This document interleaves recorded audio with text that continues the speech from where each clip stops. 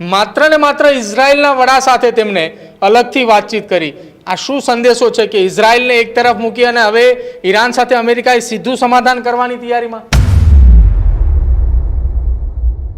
એ બંને તરફથી એવા સમાચારો સામે આવે કે હવે યુદ્ધ વિરામ થયું છે। બાકી મને નથી લાગતું કે ઈરાન અને અમેરિકા એક ટેબલ ઉપર સાથે બેસીને કોઈ સમાધાન કરે। તો એકમાત્ર એ ઘટના ઈરાન અને અમેરિકાની યુદ્ધની સ્થિતિ વચ્ચે શું એવું થઈ રહ્યું છે કે આ દરેક દેશોને અસર થઈ રહી છે? સ્ટ્રેટ ઓફ હોર્મુઝ ખોલી નાખજો, નહીં તો હવે અમે અમારી તૈયારી દર્શાવી રહ્યા છીએ। કે કોઈને પણ ટ્રમ્પ ઉપર વિશ્વાસ નથી। અઠવાડિયાનો ખર્ચામાં સૌથી મોટો ભાગ એમના પેટ્રોલ પાસે થતો હોય છે। કે એક જ સામટો કોઈ વસ્તુનો ભાવની અંદર વધારો થાય, ક્રૂડ ઓઇલની વાત હોય, સોના ચાંદીના ભાવની અંદર વાત હોય, અને જો ઓઇલ એ લોકો ઊભું કરે અને પછી વેચી ના શકતા હોય, એમને ત્યાંથી ટ્રાન્સપોર્ટેશન થઈ ના શકતું હોય, તો એ દેશને બહુ મોટી અસર થવાની છે। હજુ સુધી તમે અમારી ચેનલને સબસ્ક્રાઇબ નથી કરી તો અત્યારે જ ન્યૂઝરૂમ ગુજરાતને સબસ્ક્રાઇબ કરો, ફેસબુક અને ઇન્સ્ટાગ્રામ પર ફોલો કરો।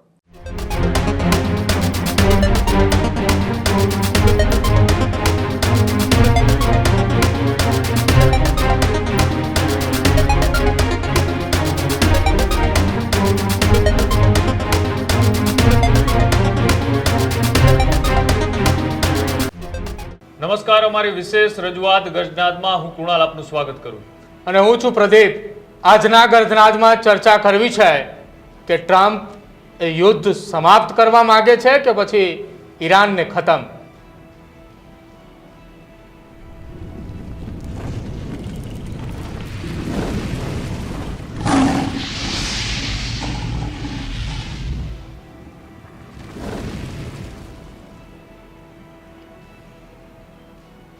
છેલ્લા 48 કલાકથી આખી દુનિયા એ વાતની રાહ જોઈ રહી છે કે ક્યારે અમેરિકા અને ઈરાન એ બંને તરફથી એવા સમાચારો સામે આવે કે હવે યુદ્ધ વિરામ થયું છે।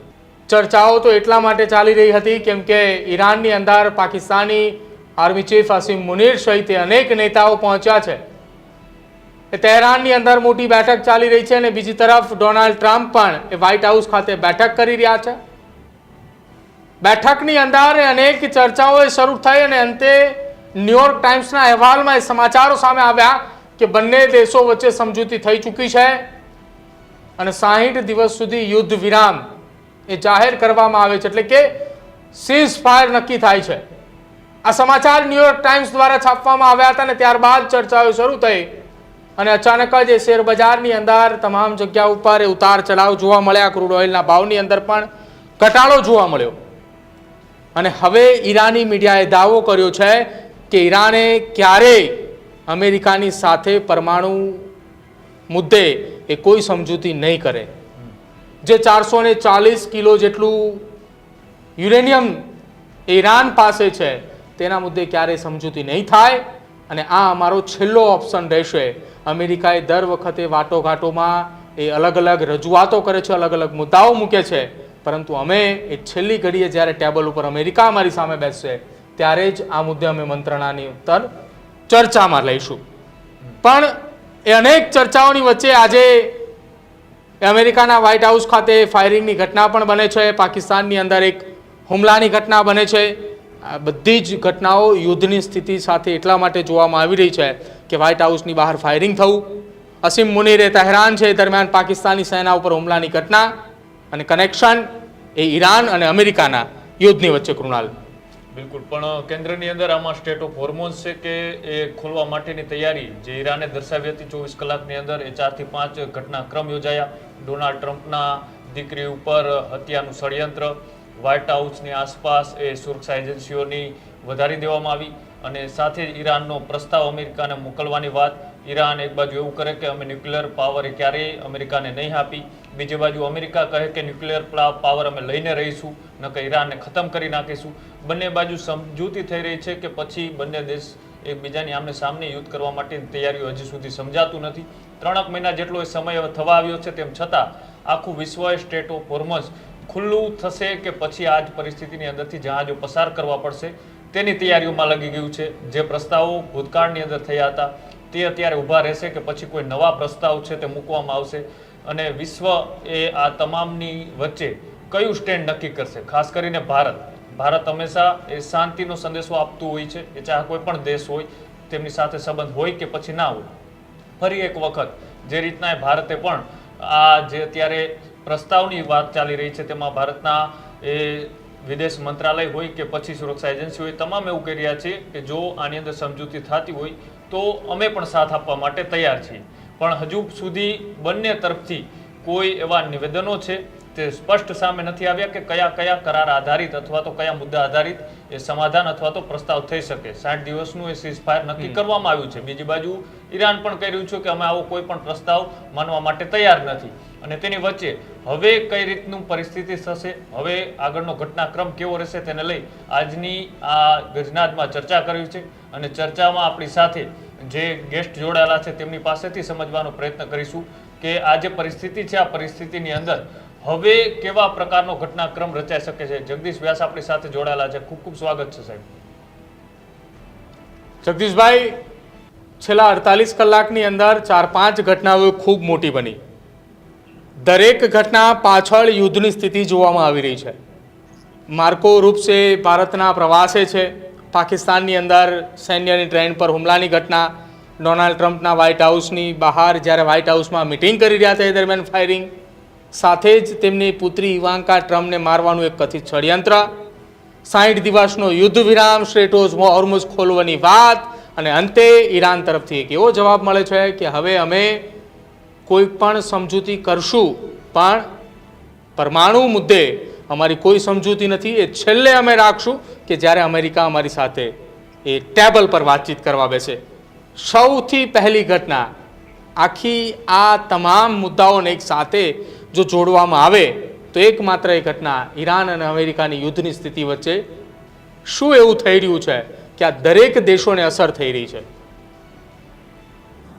હાજી, હવે આ શનિ રવિના રજાઓમાં દિવસોમાં ઘણું બધું એક્ટિવ રહ્યું છે અને ઘણા બધા ઇન્સિડન્સીસ આપણે કયા પ્રમાણે બનેલા છે અને આ બધા જ ડાયરેક્ટલી ઇનડિરેક્ટલી યુદ્ધને રિલેટેડ હોય એવું લાગે છે.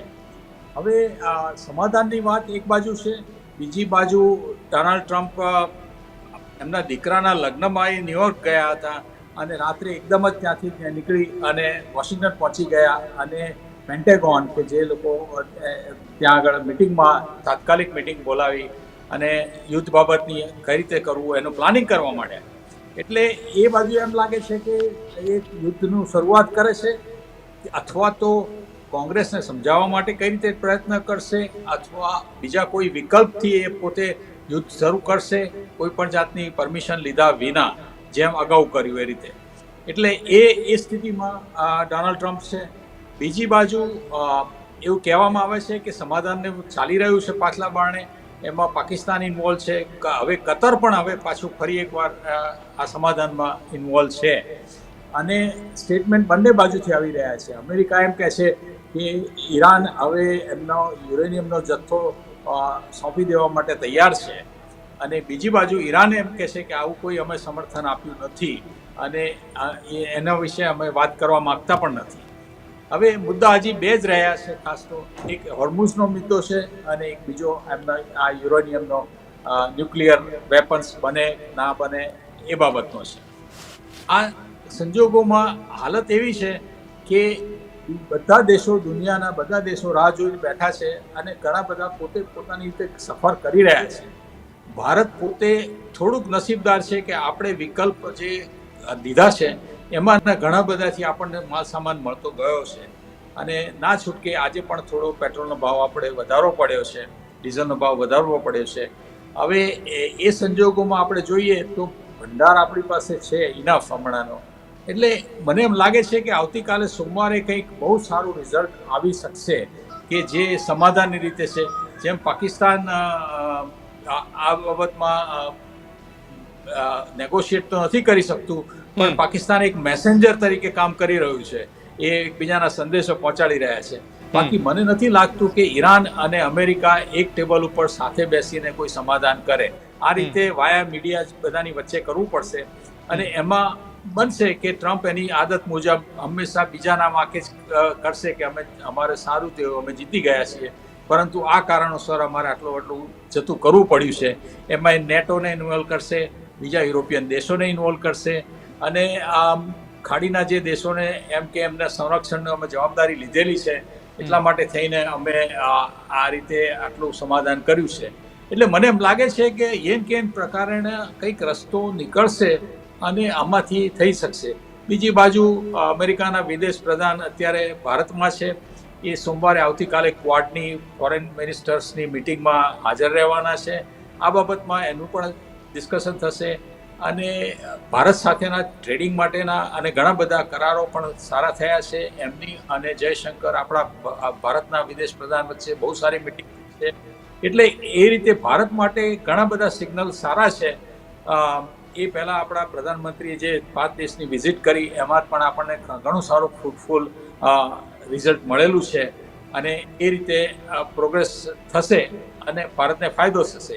બીજી બાજુ રશિયા પણ હવે ભારતને ફક્ત પેટ્રોલ પૂરતું નહીં પણ તે સિવાય ખનીજ અને ઘણી બધી બાબતોમાં આપણને ભારતને સપોર્ટ કરવા તૈયાર છે અને પહેલાં કરતાં વધારે સારો સપોર્ટ કરી શકે એમ છે.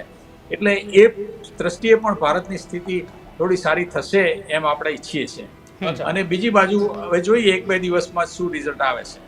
બિલકુલ. જગદીશભાઈ, જે રીતનો આ ઘટનાક્રમ છે આની વચ્ચે એ મહાસત્તા અમેરિકા એવું પ્રસ્થાપિત કરવા માંગતું હતું કે ડોનાલ્ડ ટ્રમ્પ ધારે તેને એ પાડી પણ શકે, ખતમ પણ કરી શકે, યુદ્ધ કરાવી શકે, અટકાવી શકે, પણ અત્યારની જે પરિસ્થિતિ ચાલી રહી છે કે એમાં ક્યાંક ને ક્યાંક તેઓ પાછી પાની કરતા હોય તેવું લાગી રહ્યું છે. જે ખાડીઓના અને મિડલ ઇસ્ટના જે 9 જેટલા દેશો છે, કતાર હોય કે સાથે પાકિસ્તાન, તુર્કી, એ સાઈડના જે તમામ દેશો છે, ઇઝરાયલ સહિતના, એ તમામના જે વડાઓ છે તેમની સાથે તેઓએ ઓવલ ઓફિસની અંદર એક બેઠક કરી, મિટિંગ કરી. એટલે શું આ તમામ દેશોને તેમની સાથે લઈને એક મેસેજ આપવા માટેનો પ્રયત્ન કરવામાં આવ્યો કે જો ઈરાન અમારી વાત નહીં માને તો તેમની નજીકના અને મુસ્લિમ દેશો છે એ પણ અમેરિકાને સપોર્ટ કરશે? હા, એટલે ટ્રમ્પ પોતે એ રીતની રમત રમી રહ્યા છે, પોતાની ઇમેજ દુનિયામાં ખરાબ ના થાય અથવા જે થઈ છે એને જેમ બને એમ જલ્દી રિપેર કરી શકે, સારી ઇમેજ ઊભી કરી શકે.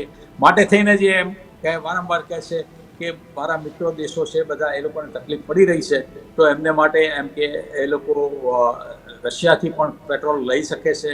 એમની અત્યારે ઇમરજન્સી સિચ્યુએશન ના થવી જોઈએ, એવું પેનિક સિચ્યુએશન ના થાય માટે થઈને કરવું છે. એટલે આવા બધા એટીટ્યૂડને એ મૂકી રહ્યા છે. પરંતુ અમેરિકાને પોતાને હોર્મુઝની કોઈ બહુ લાગતું વળગતું છે જ નહીં એ પોતાના દેશ માટે થઈને, પરંતુ એમ કે અમારા ખાડીના દેશો બધા મિત્રો દેશોને જે એની અમે જવાબદારી લીધી છે એ લોકોને તકલીફ પડે છે, એમનો માલ સામાન બહાર જઈ શકતો નથી, આવી શકતો નથી. એટલે આ બાબતમાં એ હંમેશા એમ કહે છે કે એટલા માટે થઈને અમારે સમાધાન કરવું છે અને જેમ બને એમ જલ્દી કરી નાખીશું. આ બધા વિકલ્પો મૂકે છે. ભલે એ એમાં સાચું હોય કે ખોટું હોય, પણ બીજા દેશોને જો ફાયદો થતો હોય તો એમાં ખોટું નથી, એ જૂઠું બોલે તો ચાલી શકે એવું છે. આ બાબતમાં વધારે જો જોવા જઈએ તો ખાડીના દેશો જે છે એ લોકોને ખરેખર તકલીફ થઈ ગઈ છે. યુએઈ ભરે પોતે પોતાની જાતે એમનો રસ્તો જુદો ઊભો કરવાનો પ્રયત્ન કરી રહ્યા છે. એમણે બંને એમના એંગલ ઉપર પાઇપલાઇન કહેશે કે 50%થી વધારે તો પૂરું થઈ ગઈ છે. એટલે એ પાઇપલાઇન દ્વારા પણ એ ઓઇલ ભારતને નહીં પણ ઘણા બધા દેશોને ત્યાંથી પહોંચાડી શકશે અને પોતે ઓપેકમાંથી બહાર નીકળીને પોતે જ્યારે એ ભાવે એ રીતે બીજા કન્ટ્રીને વેચી શકશે. એટલું જ નહીં પણ એમને ઓઇલનું પ્રોડક્શન પણ એ પોતાની ધારણા મુજબ કરી શકશે. કોઈ પણ જાતના ઓપેકના કાયદા કાનૂનમાં માનવામાં નહીં આવે. એટલે આ બધી સરાઉન્ડિંગ જોતા એમ થયું છે કે હા, આપણે હવે ભૂલ થઈ ગઈ છે, આવી નથી. અને જે રીતે એમ માનતા હતા કે વેનેઝુએલા બહુ સહેલાઈથી એમને મળી ગયું બધું, એટલું સહેલાઈથી ઈરાન મળશે, એનું રેજીમ ચેન્જ કરી નાખીશું, આ બધી બાબતમાં ઘણી બધી એમની ગણતરી ખોટી પડી છે.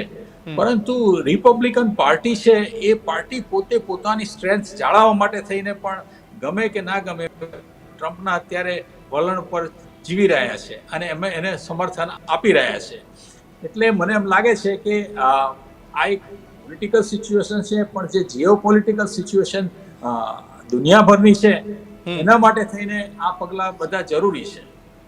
અચ્છા જગદીશભાઈ, અત્યારે આપણે જ્યારે શરૂઆતમાં ચર્ચા કરી ત્યારે તમે કહ્યું કે શનિવાર અને રવિવારના સમય દરમિયાન પણ બંને દેશોની અંદર ત્યાંના રાજકીય ગતિવિધિઓ પણ ચર્ચાની અંદર રહી અને સાથે જ ખૂબ મોટા મોટા અપડેટ્સો પણ સામે આવ્યા. આ સાથે જ આજે દિલ્હીની અંદર વિદેશ મંત્રી એસ જયશંકર અને માર્કો રૂબિયોની એક સંયુક્ત પત્રકાર પરિષદમાં માર્કો રૂબિયો એવું પણ કહી દીધું કે થોડાક જ કલાકોની અંદર ખૂબ મોટા સમાચાર સામે આવી શકે છે. ઈરાનને ચેતવણી આપતા તેણે કહ્યું અને એ પણ નિવેદન આપ્યું કે સ્ટ્રેટ ઓફ હોર્મુઝ એ કોઈ એક દેશની માલિકી નથી, એ આંતરરાષ્ટ્રીય જળમાર્ગ છે.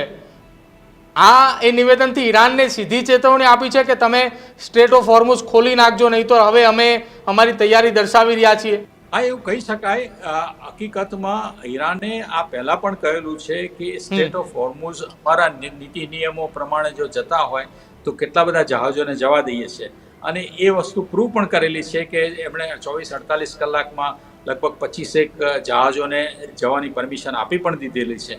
એટલે ઈરાન પોતે પોતાનું સ્ટેટસ જાળવી જ રાખેલું છે કે માલિકી તો એમની જ છે, અને એમને અત્યારે ઓમાન સાથે પાર્ટનરશિપ કરી અને એમની નેગોશિએશન પણ ચાલી રહી છે કે આપણે હવે ભવિષ્ય માટે એની ઉપરથી આપણે ટોલ જેવું શરૂ કરીએ અને એમાં જે કંઈ ખર્ચો થયો છે યુદ્ધનો એ રિકવર કરવાનો ટ્રાય કરી શકીએ.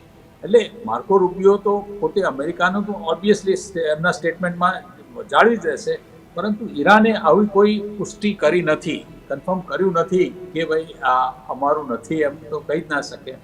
અને માર્કો રૂબિયોએ જે કહ્યું કે આ સમાધાનની બહુ સ્થિતિ છે, નાજુક છે, છેલ્લી ઘડીએ પર છે, અને એમાં મને લાગે છે કે હવે આ યુરેનિયમની સિચ્યુએશન એક છે, એમાં આ પહેલાં ઈરાને પણ કહેલું છે કે યુરેનિયમની સિચ્યુએશન અત્યારે આપણે બાજુ પર મૂકી દઈએ અને એ સિવાય બીજા બધા મુદ્દામાં એગ્રી થાય અને તમે અમને કાયમ માટે થઈને ખાતરી આપો કે આ જે નિર્ણય લેવાશે એ લાઈફ ટાઈમ માટે સારો રહેશે.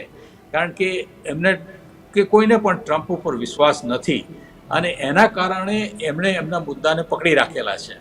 માર્કો રૂબિયોએ જે કહ્યું એ ભારત માટે તો સારું જ કરશે, સારું જ રહેશે, કારણ કે એમણે કહ્યું કે ડેમોક્રેટિક પાર્ટી છે, આપણે બહુ સારા મિત્રો છીએ, વર્ષોના સારા સંબંધ છે અને હવે વધારે ટ્રેડ વધારે કરવા માટેનું પણ વાત કરેલી છે.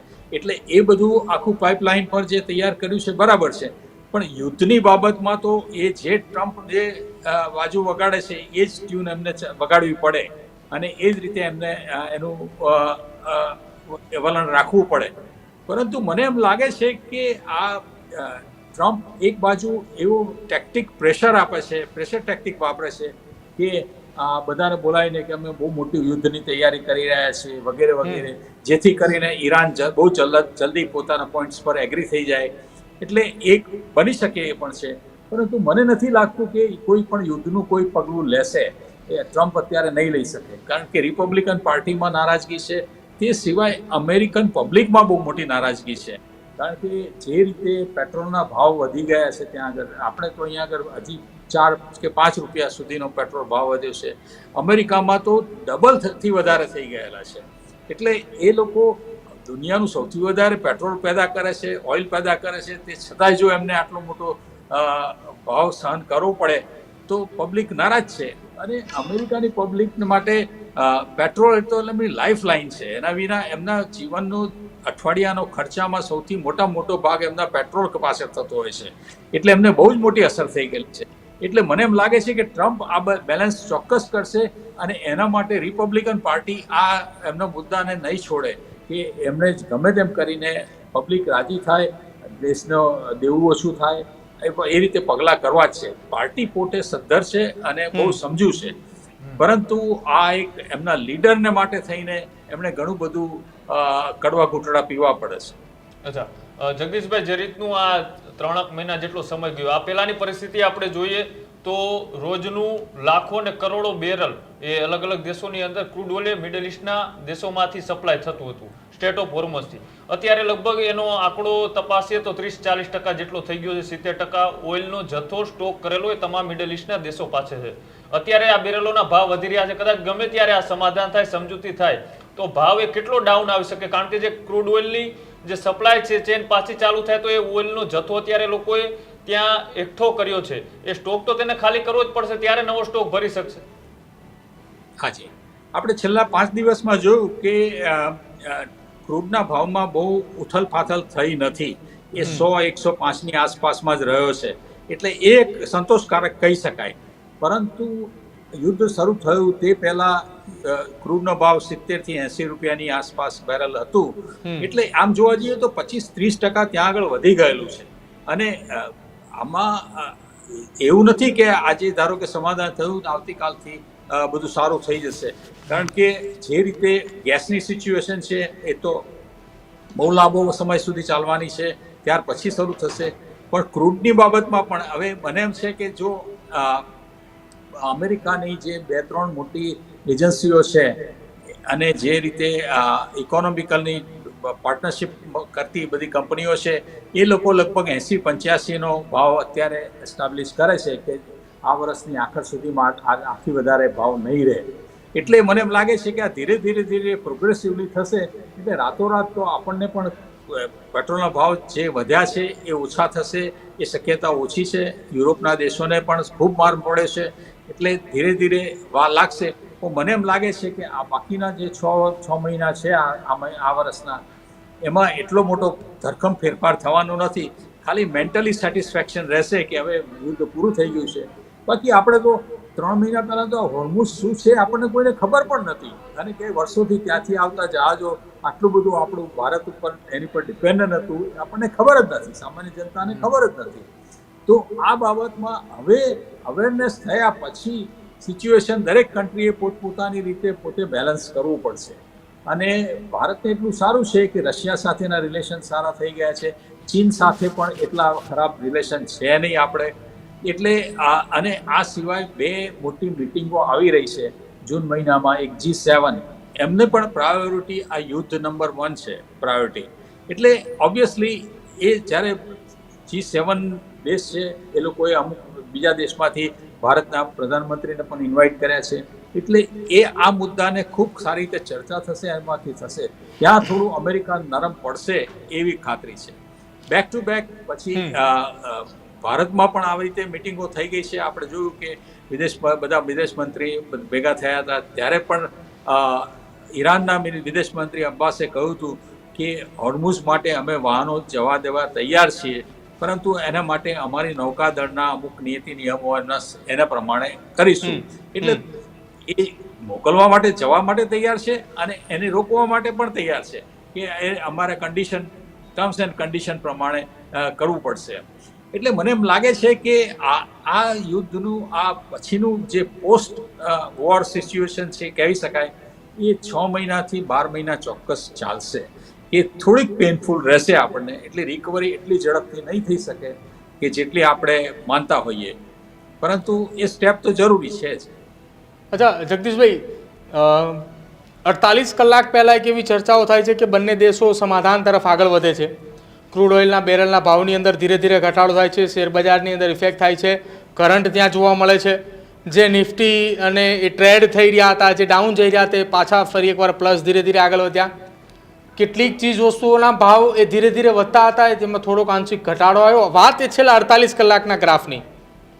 શનિવાર અને રવિવાર દરમિયાન શેર બજાર એકદમ એ ડાઉન, એ બંધ.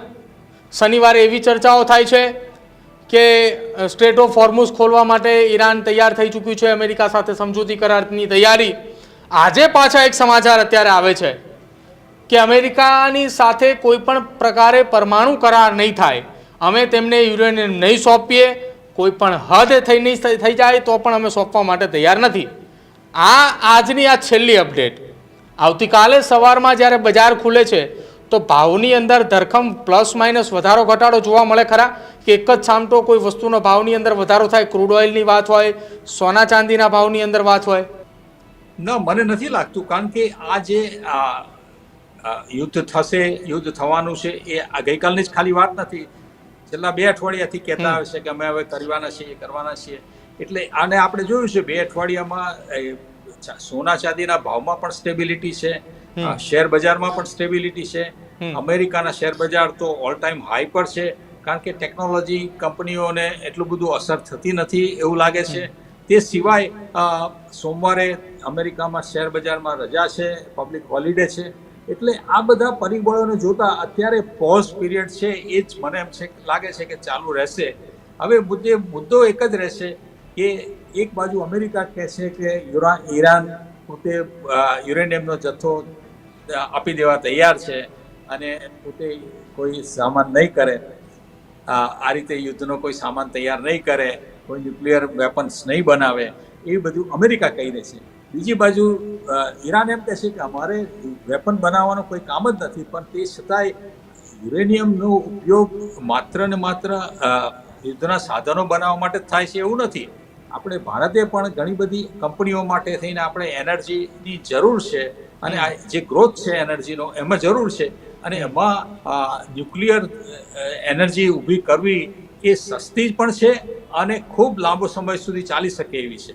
એટલે ઈરાનને પણ એ જ પોઝિશનમાં છે કે અમે અમારું આ રીતે અમારા ઇન્ડસ્ટ્રીઝને ચલાવવા માટે થઈને અમે વાપરીએ તો એ એના માટેનું છે. હવે મુદ્દાની વાત ત્યાં એ જ અટકી જાય છે કે અમેરિકા આ બાબતમાં કેટલો કોમ્પ્રોમાઇઝ કરવા તૈયાર થાય, પોતાની ઇમેજ ખરાબ થાય તે પહેલાં, એટલે ખરડાય નહીં એ રીતે એવા રસ્તો કાઢવા પ્રયત્ન કરી રહ્યા છે. અને એમાં જે વારંવાર કહે છે કે બેકડોર અમારું નેગોશિએશન ચાલી રહ્યું છે, પોઝિટિવ છે, અમેરિકા જીતી રહ્યું છે વગેરે વગેરે, એક સાયકોલોજીકલી ઊભું કરે છે વાતાવરણ. એટલે એમ કરતાં કરતાં મને એમ લાગે છે કે જો આ 1-2 દિવસમાં જો સમાધાન થઈ જાય તો હોર્મુઝ માટે તો હવે બધા પાના ક્લિયર છે કે ઈરાન પોતે હોર્મુઝને ખોલવા માટે તૈયાર છે. ફક્ત ને ફક્ત એમને કોઈ પણ રીતે હવે પૈસા રિકવર કરવા છે, એ એક સેકન્ડરી છે, એના માટે અમેરિકાને વાંધો પણ નથી. બીજી બાજુ રશિયા અને ચીન પણ એવી પોઝિશનમાં છે, એ લોકો પોતે ઇન્ડિરેક્ટલી ઈરાનને સપોર્ટ કરી રહ્યા છે, એમને ઇન્ફોર્મેશન આપી રહ્યા છે, ડેટા પણ પ્રોવાઈડ કરી રહ્યા છે. આવા બધા પણ સમાચાર છે. એટલે અને અમેરિકા જાણે છે. હવે આમાં ભારતની પરિસ્થિતિ ખૂબ સારી છે કે એટલા માટે કે આપણને ઓલ્ટરનેટ એનર્જી સોર્સ બધા આપણા માટે સારા રહ્યા છે, કોઓપરેટિવ રહ્યા છે અને અત્યાર સુધી પ્રેક્ટિકલ પોઝિશનમાં પણ છીએ. જગદીશભાઈ, છેલ્લો સવાલ મારે પૂછવો છે તમને. જે અમેરિકી પ્રમુખ ડોનાલ્ડ ટ્રમ્પ પોતાના દીકરાના લગ્નમાંથી અચાનક જ સીધા જ વોશિંગ્ટન ડીસી એ વ્હાઇટ હાઉસ ખાતે પહોંચે છે, ત્યારબાદ અધિકારીઓની રજા રદ કરે છે, તમામ લોકોને વ્હાઇટ હાઉસ પહોંચવા માટે આદેશ આપવામાં આવે છે પોતાના સેન્ટર કમાન્ડ ઉપર કે જે જગ્યા ઉપર જેની ડ્યુટી છે, જે અધિકારીને જ્યાં હાજર રહેવાનું છે ત્યાં હાજર રહેવાનું એક ફરમાન આપે છે. એ ફરમાનની વચ્ચે એવા સમાચારો વહેતા થાય કે હવે અમેરિકી પ્રમુખ ડોનાલ્ડ ટ્રમ્પ આ છેલ્લી મિટિંગ કરી રહ્યા છે અને મિટિંગ બાદ ઈરાન ઉપર હુમલા કરવા માટેની તૈયારી છે.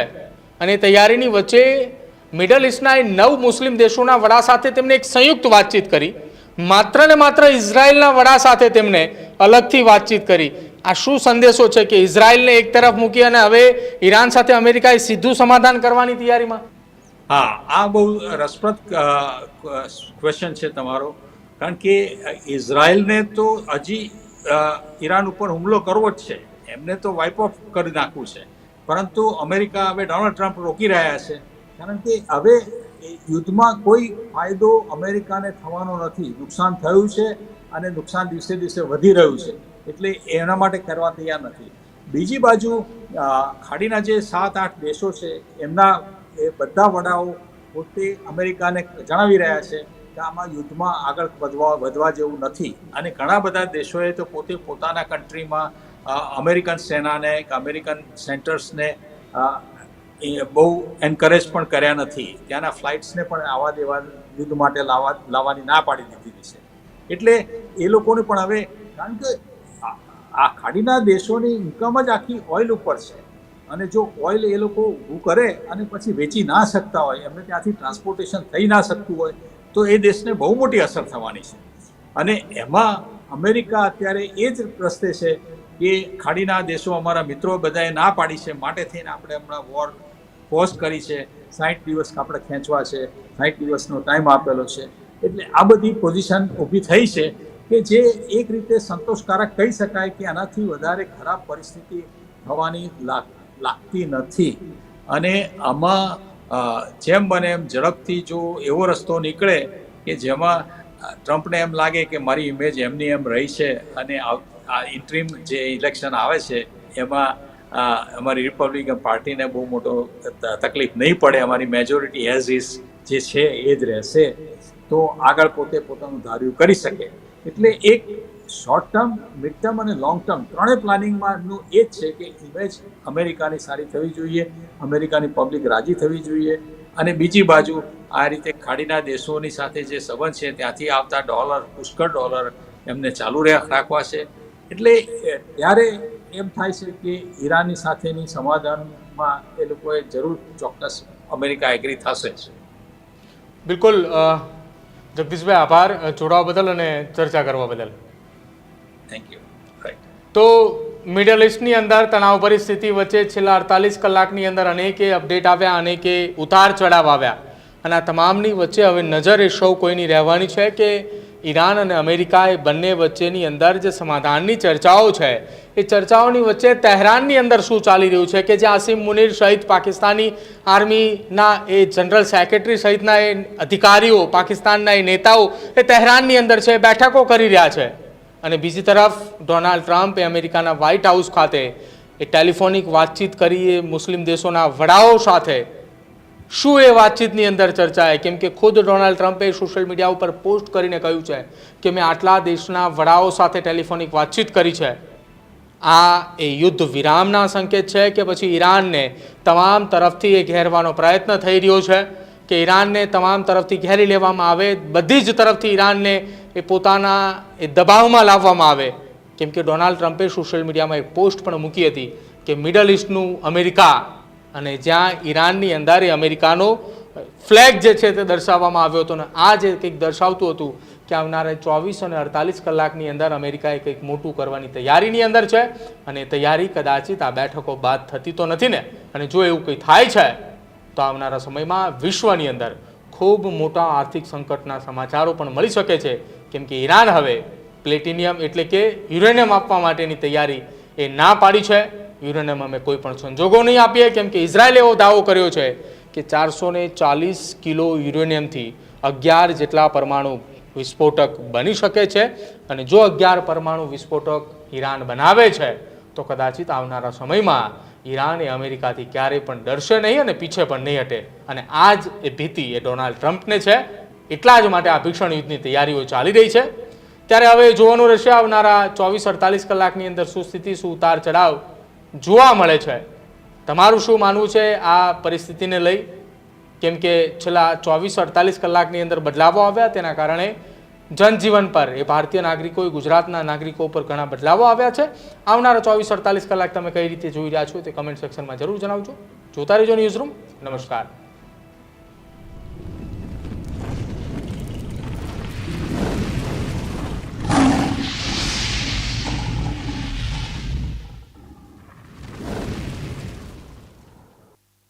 હજુ સુધી તમે અમારી ચેનલને સબસ્ક્રાઇબ નથી કરી તો અત્યારે જ ન્યૂઝરૂમ ગુજરાતને સબસ્ક્રાઇબ કરો, ફેસબુક અને ઇન્સ્ટાગ્રામ પર ફોલો કરો.